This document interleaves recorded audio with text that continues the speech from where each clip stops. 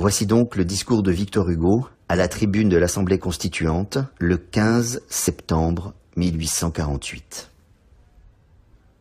Je regrette que cette question, la première de toutes peut-être, arrive au milieu de vos délibérations presque à l'improviste et surprenne les orateurs non préparés. Quant à moi, je dirai peu de mots, mais ils partiront du sentiment d'une conviction profonde et ancienne. Vous venez de consacrer l'inviolabilité du domicile, nous vous demandons de consacrer une inviolabilité plus haute et plus sainte encore, l'inviolabilité de la vie humaine. Messieurs, une constitution, et surtout une constitution faite par la France et pour la France, est nécessairement un pas dans la civilisation. Si elle n'est point un pas dans la civilisation, elle n'est rien.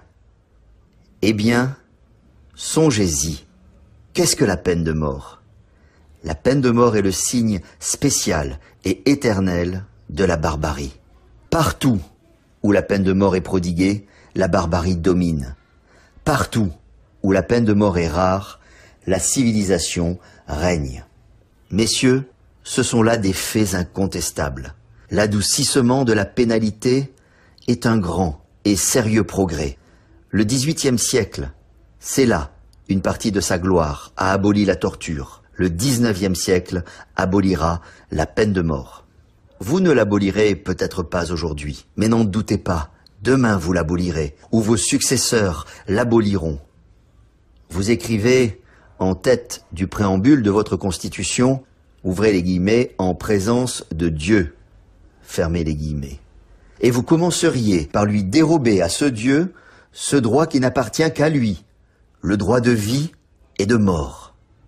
Messieurs, il y a 3 choses qui sont à Dieu et qui n'appartiennent pas à l'homme.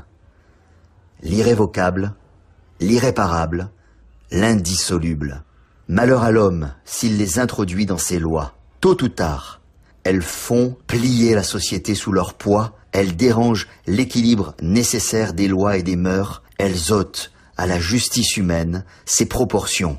Et alors, il arrive ceci, réfléchissez-y, messieurs, que la loi épouvante la conscience. Je suis monté à cette tribune pour vous dire un seul mot, un mot décisif. Selon moi, ce mot, le voici. Après février, le peuple eut une grande pensée. Le lendemain du jour où il avait brûlé le trône, il voulut brûler l'échafaud. Ceux qui agissaient sur son esprit, alors ne furent pas, je le regrette profondément, à la hauteur de son grand cœur. On l'empêcha d'exécuter cette idée sublime. Eh bien, dans le premier article de la Constitution que vous votez, vous venez de consacrer la première pensée du peuple. Vous avez renversé le trône. Maintenant, consacrez l'autre, renversez l'échafaud. Je vote pour l'abolition pure, simple et définitive de la peine de mort. Victor Hugo.